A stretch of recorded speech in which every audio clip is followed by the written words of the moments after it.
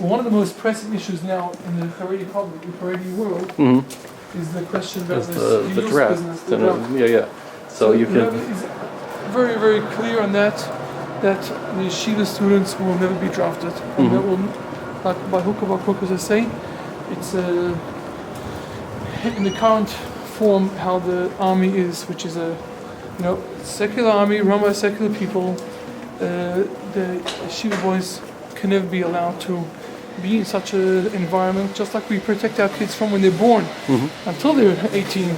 Right. To be we build up, so to speak, protective walls around our families that never see anything which not ever seen, or whatever we think is detrimental to our way of life, Haredi way of life.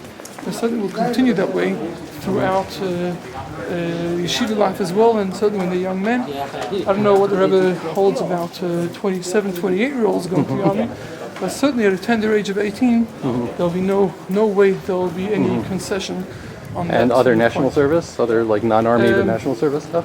I think it all falls in the same category. The second, the guys running the programs are not from our community. The programs are not created by our community. Right. Then they're off limits. Just like we don't let our kids go to university, even though we're limiting them, in having parnasa. But that's our choice because we believe that that's the only way to keep them, Haredim. Right. Like the name Hareidi stands for fear. Yeah, Haredim. Haredim. So we build all these, so to speak, walls around our community because we fear that the infiltration of different ideals will make our religious observance suffer and compromise religious observance. The same idea is throughout life. So that's, ultra-Orthodox Jews will not allow any compromise in this area. We have a long history. We have 2,000 years of Golus, and the Jewish nation has gone through a lot. We just see this as another stage in trying to force kids into the army. Wouldn't be anything different than trying to force kids into the army in Tsarist Russia. Of course, it's a major difference. But in the end of the day, if the idea is still, built on the same idea, they're trying to break the religious observance and break the numbers. There's a terrible fear by the non-religious people in this country that the Haredim are going to take over the place, and I understand them because it's true. But that doesn't change the fact that we built our lifestyle according to the Torah. We follow Shulchan Aruch, we follow the Torah, the Rambam, the Gemara, the Chumash. We have and whatever is going to infringe on that lifestyle is not going to happen. How about the way that, we'll talk about Belz specifically, but is there economic viability? Is there how do you keep it going? In other words, obviously you're getting donations from outside like that. How could you build a sustainable economic model? Okay, so Belz families typically get married and they begin the wife's work and the husband's still learning.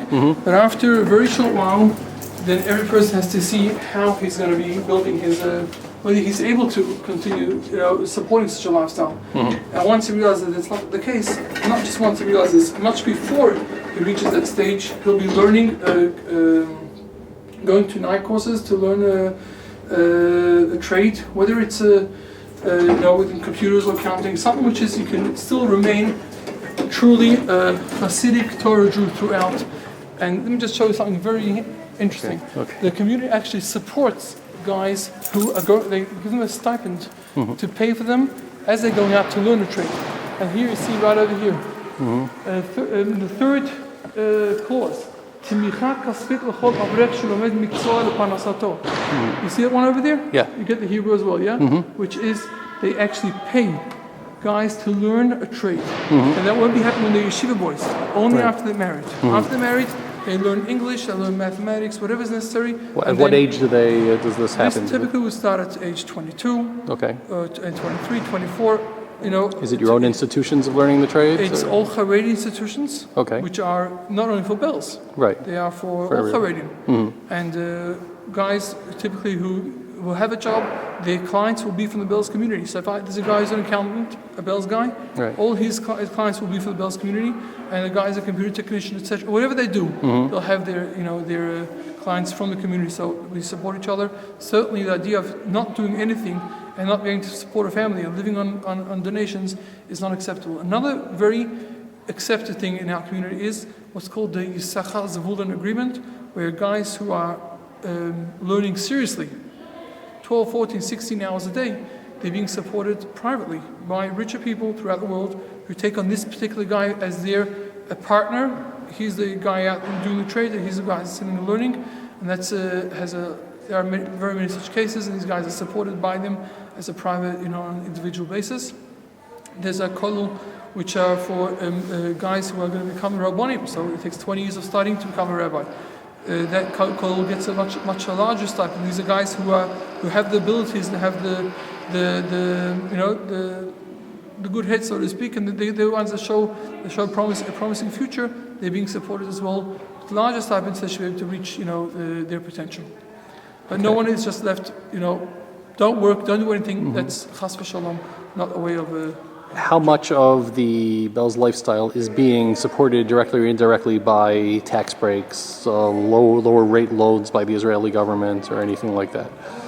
I think that besides for the child benefit allowances, which every family, Jewish and non-Jewish, every Israeli citizen gets from the government, and then there's some money which goes to the yeshivot, which is all the no hidden amounts of money. Then they're all self-supporting. We do not receive the media conceived ideas that the Hareidi families are getting millions of shekels. It's all a bunch of lies, and whoever just looks into it a little deeper sees it's all a lot of non-truths fed by the media to fuel a bit more hatred to the Hareidi community. Just in the education department, 55 billion shekels, which goes to education in Israel, 5 billion goes to the Hareidi schools. Now, the Hareidi schools are in the elementary classes 26%, and in the kindergarten classes 32% of the Israeli population. So now, where is the proportion?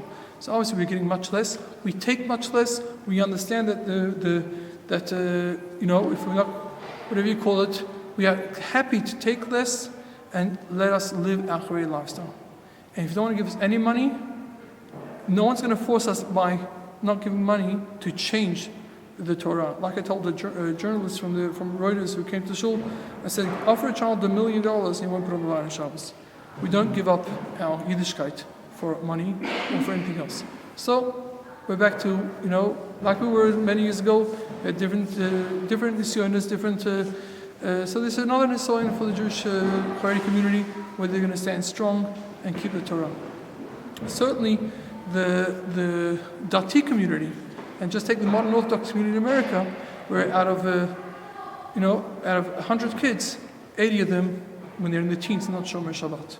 So it's just mind-boggling. The numbers, and these numbers are true numbers. I don't know the source for that, but okay. They call up the leading rabbis at Young Israel School. They'll tell you at least 50% of the kids are texting on Shabbos, etc. It's a fact in modern Orthodox schools, and I think it's even more than that. Maybe on the media won't admit how bad it is. It is. These are it's not my sources. I've had from reports.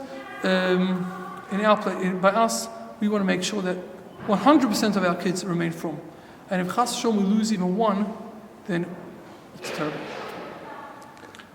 Does that happen? It happens. Each case is an unfortunate case, an individual case. It doesn't happen there's no statistics to why it happens. It's usually from broken families, from the families who've gone through hard times, terrible divorces or things like that, where kids are being thrown around and being disillusioned from life. But healthy Jewish Hareidi families where kids are raised properly and the Hareidi life is full. There's so much to do. The kids are busy 24/7. There's no 5 minutes of time, kill time. When they do have that, there's plenty of Hareidi entertainment. There's Hareidi books, there's Hareidi videos, Hareidi everything. There's no reason to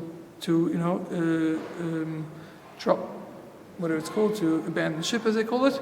And Baruch Hashem doesn't happen very often.